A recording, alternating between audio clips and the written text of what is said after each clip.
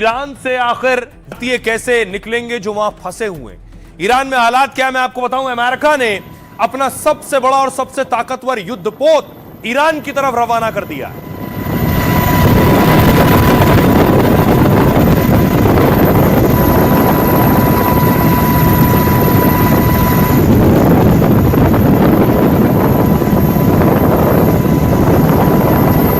America का युद्धपोत है अब्राहम लिंकन, जिसे मिडिल ईस्ट की तरफ अमेरिका ने रवाना किया है।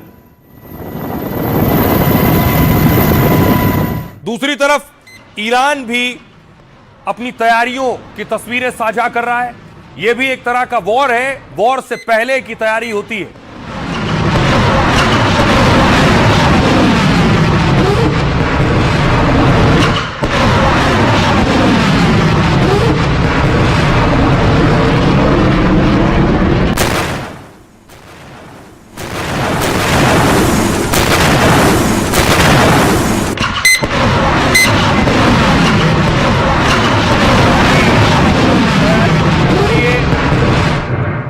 मनोवैज्ञानिक दबाव बनाने की भी कोशिश करते हैं, लेकिन देखिए भारत में क्या हो रहा है। भारत में करगिल से आज भी तस्वीरें आई हैं जहां खमनेई के समर्थन में प्रदर्शन हो रहा है।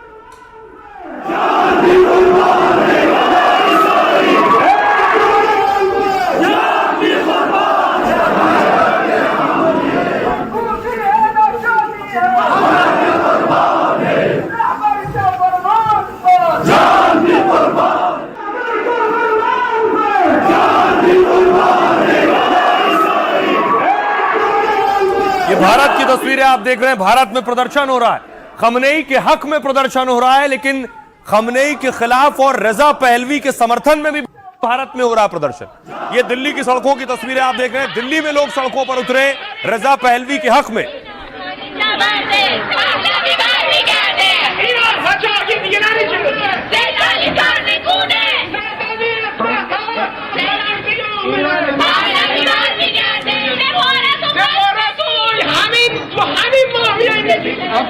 ये जो प्रदर्शन देखिए दिल्ली में हो रहा है, ईरान का नया झंडा ये प्रदर्शनकारी लिए हुए हैं, लेकिन बहुत से लोग जो फंसे हैं ईरान में, उनके परिवारों की आंखों में आंसू हैं।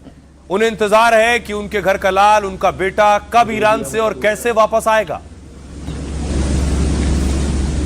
जल्दी आऊंगा बोलता था।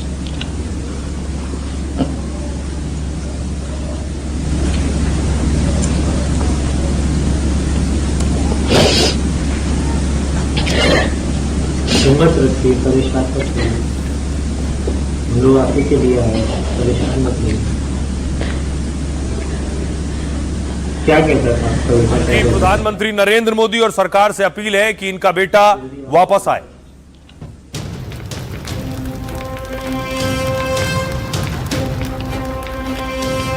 एक तरफ ईरान हिंसा और प्रदर्शन की आग में जल रहा है और दूसरी तरफ ट्रंप और खमनेई जानलेवा धमकियों के तीर चला रहे हैं। और इन सब के बीच ईरान में फंस गए हैं वो हजारों भारतीय जिनका इस हिंसा और बवाल से कोई लेना देना नहीं। संकट में फंसे सैकड़ों छात्र और उनके परिवार अब मोदी से गुहार लगा रहे हैं और अपील कर रहे हैं, जैसे हर मुसीबत में मोदी ने विदेशों से भारतीयों को बचाया और एयरलिफ्ट कर वापस लाए, वैसे ही ईरान से भी भारतीयों की सलामत वापसी कराएं। जो सिटीजन जिस कंट्री के होते हैं उस कंट्री का ये रिस्पॉन्सिबिलिटी बनती है कि अपने सिटीजन्स को प्रोटेक्ट करें। अब हमारी रिक्वेस्ट है उनको यहाँ पे आप लिफ्ट कीजिए। तो परिवार कह रहे हैं कि वापस लाया जाए। देखिए जरा ईरान में जो भारतीय हैं वो क्या करते हैं, उन्हें लाया जाएगा। भारत के करीब 10,000 लोग ईरान में फंसे हुए हैं। इनमें सबसे ज्यादा संख्या भारत से गए छात्रों की है। भारत सरकार ने भारतीयों से तुरंत ईरान छोड़ने को कहा है, लेकिन बड़ी संख्या में फंसे भारतीय निकल नहीं पा रहे हैं। ईरान में विदेशी छात्रों को पासपोर्ट यूनिवर्सिटी में जमा करना होता है। जब छात्र वापस अपने देश जाना चाहते हैं तब पासपोर्ट मिलता है। इमरजेंसी में कई यूनिवर्सिटी तुरंत पासपोर्ट वापस नहीं कर रही। ईरान छोड़ने के लिए छात्रों को एग्जिट वीजा की जरूरत होती है। परीक्षा टल गई है तो कई यूनिवर्सिटी एग्जिट वीजा के लिए तैयार नहीं। इस वजह से भी हजारों भारतीय छात्र ईरान में फंसे हुए। ईरान से वापसी के लिए बहुत सीमित उड़ानें हैं और हालात बिगड़े तो टिकट भी आसमान पर है। ईरान से भारत आने में पहले 25 से 30 हजार रुपए लगते थे, अब फ्लाइट की टिकट 1.5 लाख रुपए तक पहुंच गई। इंटरनेट बंद होने से लोग परिवार से संपर्क नहीं कर पा रहे हैं और इस वजह से वो भारत से पैसे भी नहीं मंगवा पा रहे हैं जो ईरान में फंसे हैं और भारतीय दूतावास से संपर्क करने में भी दिक्कतें पेश आ रही। कर्फ्यू और नाकेबंदी की वजह से वो बाहर नहीं निकल पा रहे हैं। हालात ये हैं, अब भारत में सियासतदान भी अपील कर रहे हैं कि उन लोगों को वापस लाया जाए। सबसे परेशानी की बात यह है कि इंटरनेट बंद है वहां पर, और इंटरनेट बंद होने की वजह से पेरेंट्स बहुत परेशान है। उनको कोई कांटेक्ट नहीं हो रहा अपने उनके लड़के लड़कियों से, और दूसरा क्या है कि टिकट भी नहीं खरीद सकते वो लोग, और तीसरी अहम बात यह है कि इनके पास इतना पैसा भी नहीं है कि टिकट खरीद कर फ्लाइट से वहां से निकले। एक्सटर्नल अफेयर्स मिनिस्टर जनाब जयशंकर साहब, फॉरेन सेक्रेटरी फौरन कुछ प्लान बनाकर वहां से भारत के इन नौजवान लड़के लड़कियों को इवैक्यूएट करें। देखिए, ईरान के हालात पर भारत सरकार पूरी तरह नजर रखे हुए है। एडवाइजरी जारी की गई है और ये कहा गया है कि वहां जो भी लोग भारतीय हैं वो यहाँ वापस आ जाएं और जो मदद भारत सरकार से हो सकती है वो की जा रही है। वहां के हालात पर पूरी नजर है। वाकई ईरान में क्या होने वाला है कल कोई नहीं जानता। एक तस्वीर सामने आई, मैं आपको दिखाऊं ईरान में हो क्या रहा है। यह तस्वीर आप देख रहे हैं, बताया जा रहा है इराक से, क्योंकि ईरान और इराक की सीमा लगी है, वहां से बहुत से कुर्दिश लड़ाके ईरान में दाखिल हो रहे हैं और वो अंदर जाकर आगजनी कर रहे हैं।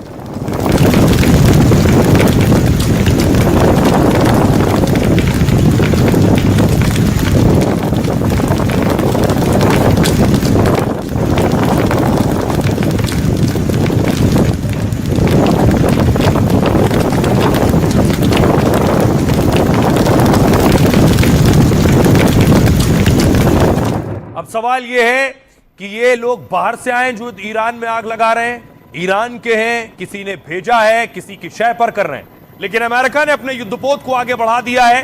युद्धपोत समंदर में आगे बढ़ते ही दुनिया में हलचल मच गई। अब्राहम लिंकन वॉरशिप कैरियर आगे बढ़ाया जा चुका है, यानी ईरान की तरफ बढ़ रहा है।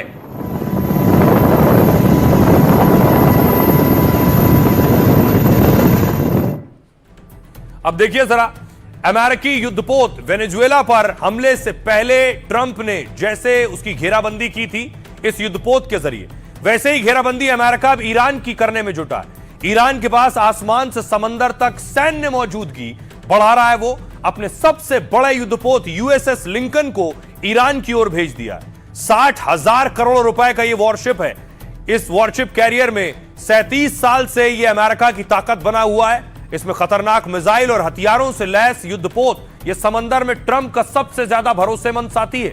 इसमें 6 से 7 हजार सैनिक, 65 से 70 फाइटर जेट तैनात हो सकते हैं। इसमें कई छोटे युद्धपोत और दर्जनों हेलीकॉप्टर भी रहते हैं। इस युद्धपोत में परमाणु हमले में सक्षम कई पनडुब्बियां भी होती हैं। जहां सबसे ज्यादा खतरा और चुनौती होती है, अमेरिका वहां इसे तैनात करता है और इसका इस्तेमाल अभी वो चीन पर नजर रखने के लिए कर रहा था और ये एयरक्राफ्ट कैरियर दक्षिण चीन सागर में तैनात किया गया था। लेकिन अब मिडिल ईस्ट की ओर भेजने के फैसले से संदेश साफ है कि अमेरिका ईरान को घेर कर बड़ी सैन्य कार्रवाई की प्लानिंग भी कर रहा है। क्या मादुरो की तरह ट्रंप की नजर अब खामनेई पर भी है, इसलिए पहले मिडिल ईस्ट में 40,000 सैनिक और 6,000 जहाज उतारे और अब अपने सबसे भरोसेमंद युद्धपोत को भी ऑपरेशन के लिए भेज दिया है। सुनिए जरा क्या कुछ कह रहे हैं इस पर एक्सपर्ट।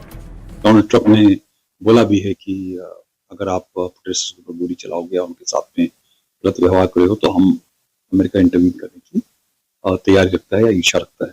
बट ये सब चीजें बोलने के लिए हैं, जैसे वो रोल आउट होगा क्या होता है आगे ये समय। यूएस और उनकी एलाई की एक तबीयत बनी है कि एकदम से आप किसी मुल्क की चढ़ाई करें, वहां के डेमोक्रेटिक लीडरशिप को उतार दें या हाईजैक कर। आप देख लीजिए वेनेजुएला के प्रेसिडेंट को कैसे रातों रात उनको कैसे हाईजैक किया। वो शायद कहीं ना कहीं कोशिश कर रहे हैं कि वैसा कोई मॉडल हम इधर ईरान में अप्लाई कर सकें, जो एक टक्कर इमाम खामनेई ने वेस्टर्न को दी है, जो उन्होंने एक स्पाइन दिखाई इमाम खामनेई ने कि हमें world order, rule based world order चाहिए, हमें बुली बेस्ड वर्ल्ड ऑर्डर नहीं चाहिए। और उन्हें एक डेमोन्स्ट्रेट किया कि वेस्ट अब सेंटर ऑफ पॉलिटी नहीं है। लेकिन ये आराम से, आसानी से हालात काबू में नहीं आने वाले। ट्रंप ने अपना युद्धपोत रवाना कर दिया है। तो देखिए ईरान क्या कह रहा है। ईरान कह रहा है ट्रंप पर जो हमला हुआ था, वो कह रहा है पिछली बार तो बच गए थे, लेकिन इस बार नहीं बचोगे। ईरान का ये कहना सवाल खड़े कर रहा है, क्या तब भी जब ट्रंप पर हमला हुआ था, इसमें भी ईरान का हाथ था? Take a look at what happened.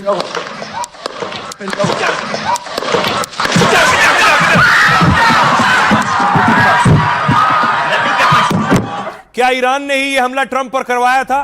क्योंकि ईरानी मीडिया पर यह तस्वीर चल रही है और दावा किया जा रहा है कि यह कहा गया कि ट्रंप इस पोस्ट में कि पिछली बार बच गए थे, इस बार नहीं बच पाओगे। तो क्या ईरान ऐसा भी कर सकता है? बड़ा सवाल यह है, क्योंकि ट्रंप बड़े बड़े युद्धपोत भेज रहे हैं और ईरान अमेरिका में निपटाने की तैयारी कर रहा है। अमेरिका ने ईरान की घेराबंदी और उस पर तनाव बढ़ा दिया है, तो ईरान ने अब ट्रंप को जान से मारने की धमकी दी है। ईरान के सरकारी टीवी चैनल से ट्रंप को यह धमकी मिली है। इसमें 2024 में ट्रंप पर हुए जानलेवा हमले की तस्वीर दिखाई गई और ट्रंप को चेतावनी दी गई है कि इस बार निशाना चूकेगा नहीं। दरअसल 2024 में एक रैली के दौरान ट्रंप पर फायरिंग हुई, तब गोली ट्रंप के कान को छूते हुए निकल गई और बाल बाल बचे। ईरान ट्रंप को धमकी देने के लिए इन्हीं तस्वीरों का इस्तेमाल कर रहा है। दरअसल ईरान इस समय मुल्क में सबसे बड़े विद्रोह का सामना कर रहा है। मानवाधिकार संगठन ईरान में अब तक 2500 के मारे जाने का दावा कर रहे हैं। ईरान के अधिकारी प्रदर्शन और बवाल के लिए अमेरिका को जिम्मेदार बता रहे हैं और सैन्य कार्रवाई करने पर अमेरिका को अंजाम भुगतने की चेतावनी भी दे रहे हैं। इसके जवाब में ट्रंप ने चेतावनी के साथ ईरान की घेराबंदी का ऑर्डर दिया है, जिसके बाद पहली बार ईरान ने सीधे ट्रंप की जान लेने की धमकी दी है। जानकार मानते हैं कि ये एक तरीका से अमेरिका को ईरान का चैलेंज है। अगर अमेरिका ईरान पर हमला करता है तो वो भी खामोश नहीं बैठेगा। हमास, हिजबुल्लाह, हूती के आतंकियों को ईरान मदद करता रहा है और तो क्या उन्हीं आतंकियों को ट्रंप पर हमले का टारगेट भी दिया जा सकता है? सुनिए जरा जो कुछ ईरान और अमेरिका के बीच हो रहा है, इस पर धर्मगुरु क्या कह रहे हैं, क्योंकि बहुत से शिया सुन्नी यहां रहते हैं। करगिल में भी बहुत से लोग हैं जिनके लोग ईरान में रहते हैं, वहां भी बड़े प्रोटेस्ट हुए। सुनिए जरा। अमेरिका पूरी दादागिरी पे उतरा हुआ है और खास तौर पर इसराइल मुस्लिम दुनिया पर को अपने कंट्रोल में लेना चाहता है। जुल्म और ज्यादती के जरिए, दबाव के जरिए, अत्याचार के जरिए, नस्लकुशी के जरिए। जमहूरी तौर पर एहतजाज करना आवाम का हक बनता है और आवाम का हक है कि वो अपने मुतालबात के लिए एहतजाज करें, सड़कों पर आएँ। ये हर मुल्क में है, एहतजाज करना हक रखता है, लेकिन इस एहतजाज को दहशतगर्दी रविश में ले जाना ये हमारी अक्ल कबूल नहीं करती है। एहतजाज ईरानियों का हक था, लेकिन एहतजाज के आड़ में आकर वहाँ पर मसाजिद जलाई जा रही हैं, रोज़े जलाए जा रहे हैं और वहाँ पर कुरान जलाया जा रहा है, लाइब्रेरियाँ जलाई जा रही हैं। तो इससे ये बात समझ में आ जाती है कि ये एहतजाज एक सिर्फ एक बहाना था, असल मकसद कुछ और था। अब देखिए आज की एक और बड़ी खबर है। पाकिस्तान जो ट्रंप करता रहता है हर वक्त, उसे बहुत बड़ा झटका लगा है। पाकिस्तान की नो एंट्री हो गई है। अमेरिका में पाकिस्तानी बैन हो गए हैं। यह शहबाज शरीफ के लिए बड़ा झटका है कि ट्रंप के आगे दस्तरखान बिछाते रहे, कालीन बिछाते रहे और ट्रंप ने ही झटका दे दिया है। अगली तस्वीर मैं आपको दिखाऊं, वो तस्वीर सबसे ज्यादा छाई रही जब यह मुलाकात हो रही थी। शहबाज शरीफ और मुनीर को देखकर ऐसा लग रहा था कि कब से सब्र कर रहे थे और ख्वाब देख रहे थे कि कभी तो मुलाकात होगी ट्रंप से। यह तस्वीर ऐसी थी, फूले नहीं समा रहे थे खुशी से, चाहे वो शहबाज शरीफ हो या फिर असीम मुनीर हो। और ट्रंप तो असीम मुनीर को अपना फेवरेट जनरल तक कह रहे थे, अब जनरल को ही झटका दे दिया है। शहबाज शरीफ ने हदें पार करते हुए ट्रंप को वहीं नोबेल पुरस्कार का ऐलान कर दिया था। Today again I would like to nominate this great president for Nobel peace prize because I genuinely feel that he is the most genuine and most wonderful candidate for peace prize. उन्हीं को भी मुंह पर हाथ लगाना पड़ा। Not only peace in South Asia, saved millions of people, their lives. And today, here in Sharm el-Sheikh, achieving peace in अब हुआ Gaza. ये, इतनी तारीफ के बाद भी अमेरिका ने पाकिस्तान पर बैन लगा दिया है। I would पाकिस्तान अमेरिका की खूब चापलूसी में लगा था। शाहबाज और मुनीर ट्रंप की तारीफ में कसीदे पढ़ रहे थे, नोबेल दिलाने के लिए अड़ी चोटी का जोर लगा रहे थे और दावा करते रहे कि वो अमेरिका के सबसे खास यार हैं। Today again, I would like to nominate this great president for Nobel Peace Prize. लेकिन ट्रंप ने ऐसा झटका दिया कि पाकिस्तान की सारी हवाबाजी हवा हो गई।